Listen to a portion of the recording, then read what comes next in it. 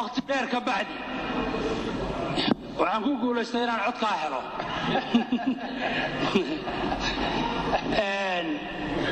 waxaan su'aashayda koowaad weydiinayaa wasiirka arrimaha dibadda wasaaradda arrimaha dibaddu dalka waxay u tahay muraayad waxay u tahay inay iibiso qiyamka iyo wax wada lahaanshaha iyo sidii wax ummadu u dhantahay ay ka iibiso international community سعادة الوزير waxaan xogogaal ka ahay wasaaradda arrimaha dibadda koow iyo iskaashiga caalamiga waxaan xogogaal ka ahay safiirada la magacaabay waxaan idhi qiyamka iyo wax wada lahaanshaha Somaliland ee guduhu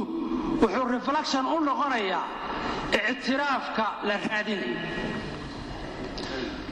waxaan xogogaal u ahay dhammaan dadka la magacaabay ee loo magacaabay representativeska Somaliland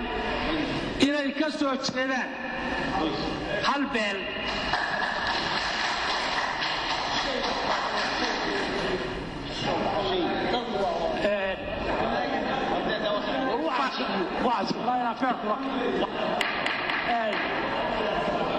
ma ku jirtaa qorshahaaga sideese u aragtaa in ay ka soo jeedaan cid gaara iyadoo la gadayo Somaliland in laga ictiraafo caalamka in adiga iyo ku-xigeenkii iyo dhiijigii iyo dhammaan representativeski waddanka oo dhan ay beesha dhexe ka soo jeedaan talabaad qodobkii wali waa socdaa soo gaabi qodobkii waa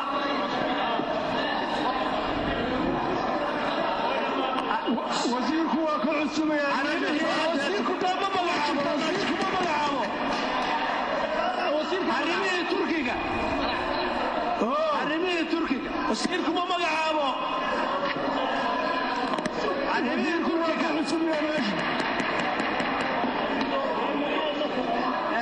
wasiirku dama magacaabo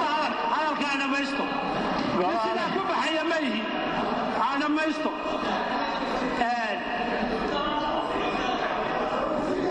wada hadalkii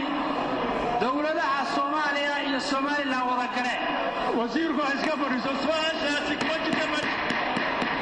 wasiirkaadu ma magacaabin waxa uu ku dhamaysto wada soo gaabi su'aashaas dhamaysto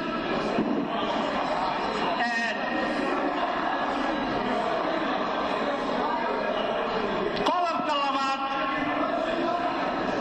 waxaan kor u qaadayaa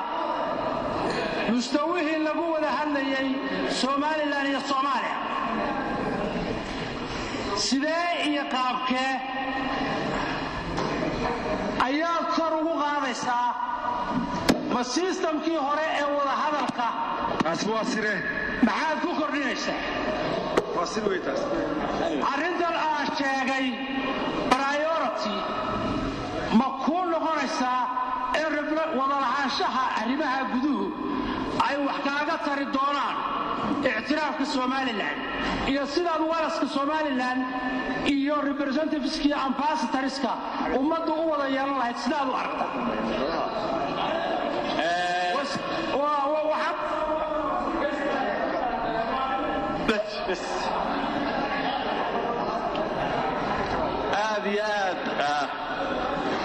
aad iyo aad buu xildhibaanku mahadsan yahay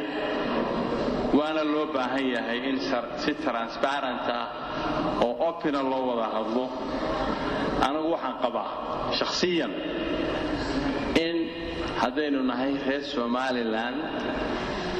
in wixii appointments ama wax la qorayo ama sawir ha noqoto ama wasiir ha noqoto ama shaqaalaha kale ha noqotee horta in lagu habeeyo competence inuu qofku shaqadii ka soo bixi karo waa mid talabaad waxaan qabaa in dadku u wada sinaadaan oo beel kastaaba ku jirto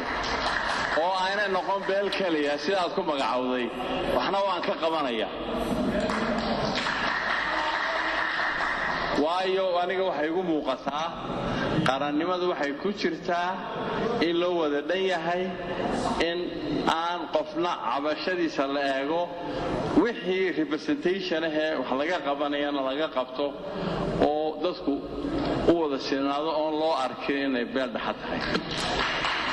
taasi waa mid ilaahayna hayla qabto waananu ka wada tashanaynaa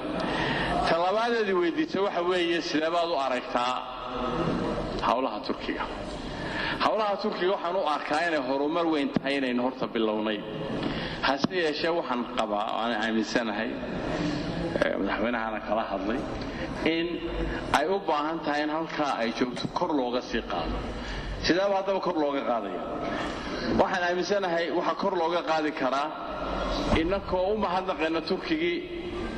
Chinese-kiina siya platform-ina siiyey aynu iskaga hor nimaadno inankii walaaladeen si equal oo siman aynu wada hadalno in balayno hawshii balaarino oo sidaan u sheegay markii hore aynu la tashano inagoo ka wada tashanayna sidii hawshaasi kor ugu soo bixi lahayd ee dad kalena uga soo qayb geli lahaayeen ama ha noqoto hay'adaha caalamka ama wadana inaka inoo jajaban